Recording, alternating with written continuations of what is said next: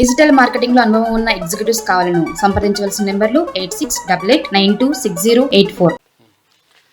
Governor తో CM Revanth భేటీ, nominated ఎమ్మెల్సీలు cabinet విస్తరణపై చర్చ, 3వ వారంలో అసెంబ్లీ సెషన్స్ చేపట్టే ఛాన్స్, వివిధ అంశాలపై 2 గంటల పాటు డిస్కషన్.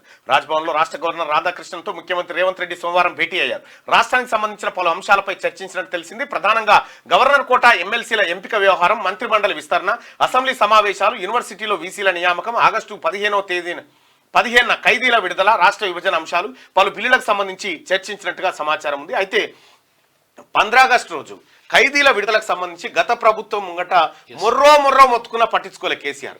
అనేక మంది ఖైదీల కుటుంబాలు, జీవిత ఖైదీలు అనుభవించి శిక్షాకాలానికంటే ఎక్కువ అనుభవిస్తున్నటువంటి ఎవరైతే ఉన్నారో, ఏది విడుదలకు అర్హత కలిగినటువంటి ఖైదీలు ఎవరైతే ఉన్నారో వారి విషయంలో గతంలో ముఖ్యమంత్రి గారితో చర్చించడం జరిగింది. సార్, ఖైదీల విడుదల గురించి కూడా మనం ఒకసారి సానుకూలంగా ఆలోచించాలనేటువంటి మాట చెప్పిన వెంటనే ఆయన కూడా చాలా ఖైదీల కుటుంబాల పట్ల ఏది తెలుసో తెలియకో తప్పు చేసి జీవితాలన్నీ జైళ్లలో మగ్గుతున్నాయి చాలా మంది.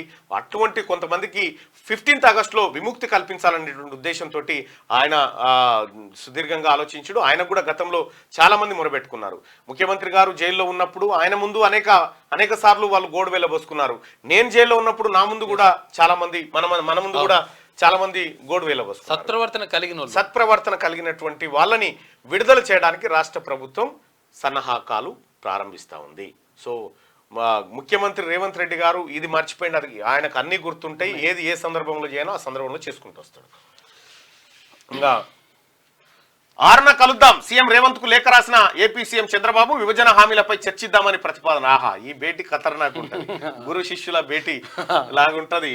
సో 6 తారీఖు రోజు అంటే ఒక సామరస్యపూర్వకమైనటువంటి వాతావరణంలో ఏది విభజన హామీల మీద మాట్లాడుకుందాం, విడిపోయినాం అన్నదమ్ముల్లాగా బ్రతుకుండేటువంటి అవకాశం, ఇప్పుడు మంచి వాతావరణం. గతంలో కేసీఆర్ చేపలు ఇవన్నీ కథలు లేవు. సామరస్యంగా చర్చించుకోవడానికి ఒక మంచి వాతావరణాన్ని ఇరు రాష్ట్రాల ముఖ్యమంత్రులు ఏర్పాటు చేసుకోబోతా ఉన్నారు.